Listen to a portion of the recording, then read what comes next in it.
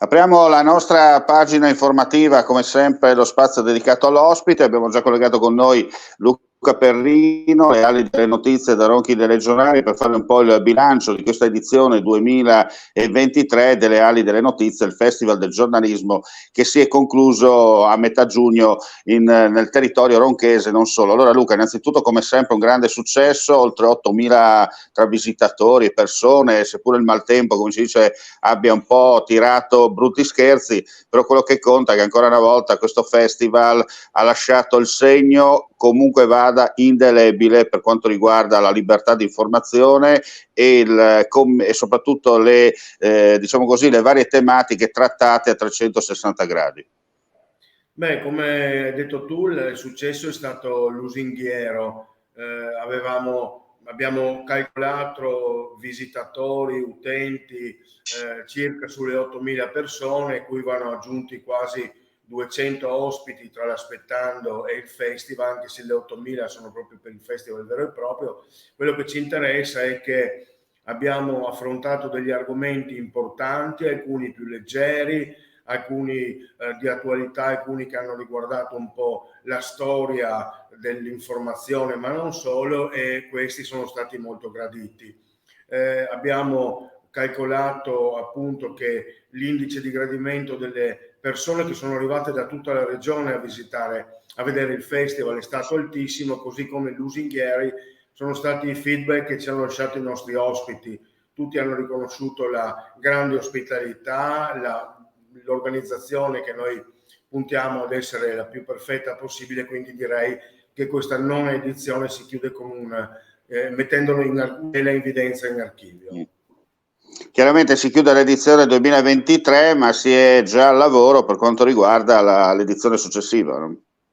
Ecco, per la verità ora affrontiamo da sabato scorso e per 4 sabati una rassegna dedicata a Pierpaolo Pasolini. Sabato alle 20 saremo a Gorizia. Poi stiamo preparando altre 2 rassegne. L'Oltre il Festival che si svilupperà ad ottobre, saranno 4 serate, e poi una rassegna dedicata alle emergenze climatiche e ai temi ambientali. Poi ci metteremo al lavoro per la 10ª edizione del Festival del giornalismo, che sarà un'edizione speciale proprio perché è una sorta di compleanno, una sorta di tappa prima di andare avanti lungo il cammino. Si svolgerà tra maggio, giugno e poi a metà di giugno, sempre con le modalità nostre, ma cercando di portare ancora di più ospiti, ancora di più argomenti, e cercando un po' di affinare alcuni dettagli che analizzeremo e che stiamo analizzando in questi giorni. Senti, la cosa molto importante da sottolineare, come l'hai detto tu in apertura, è un festival che nasce a Ronchi, ma da Ronchi poi si parte, no? Un po' il concetto dall'aeroporto e della ferrovia e dell'autostrada. Direi che noi abbiamo dato grande importanza all'Aspettando il Festival, che abbiamo svolto in alcuni comuni dell'Isontino e della Bassa Friulana. Abbiamo coinvolto moltissimo anche le scuole, non solo quelle di Ronchi dei Legionari, ma anche di Staranzano, Gorizia e d'Aquileia. Quindi andando nelle scuole, ed anche a Portogruaro, scusatemi, andando nelle scuole ed attirando i ragazzi non solo verso tematiche che ci sono care, ma anche portandoli poi ad arrivare al festival. Abbiamo siglato una convenzione con il Danubio Fabiani di Gorizia, i ragazzi hanno svolto qua il loro tirocinio, ma soprattutto nei comuni abbiamo portato alcuni temi importanti, e abbiamo visto che molti comuni, anzi tutti i comuni, hanno risposto benevolmente con una bella affluenza e con una capacità delle singole amministrazioni comunali di ospitarci in maniera molto calorosa, degna ed importante.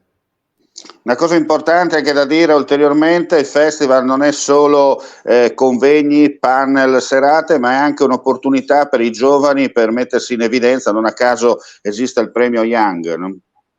Certo, quest'anno c'è stata la 2ª edizione del premio Leali Young dedicato a Cristina Visintini. Ci sono stati 3 premiati per 3 diverse categorie, hanno lavorato con noi una settimana intera, hanno fatto un bel gruppo, e quindi è stata anche una cosa simpatica e divertente a vederli lavorare.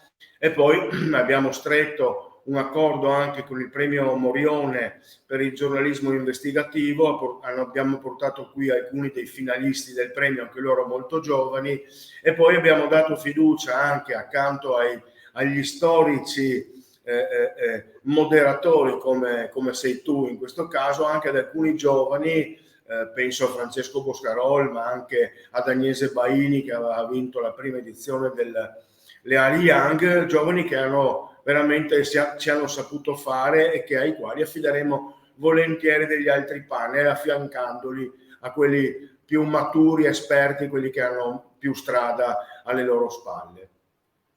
Bene Luca, io ti ringrazio come sempre per la partecipazione, vi auguro 1000 di questi mesi, 1000 di questi anni per quanto riguarda le edizioni varie e non solo, perché come hai sottolineato tu il festival vive tutto l'anno, le ali delle notizie non atterrano mai, come si dice nel contesto tecnico. E buon lavoro a te e ai tuoi collaboratori. Grazie. E alla prossima. Grazie anche a voi.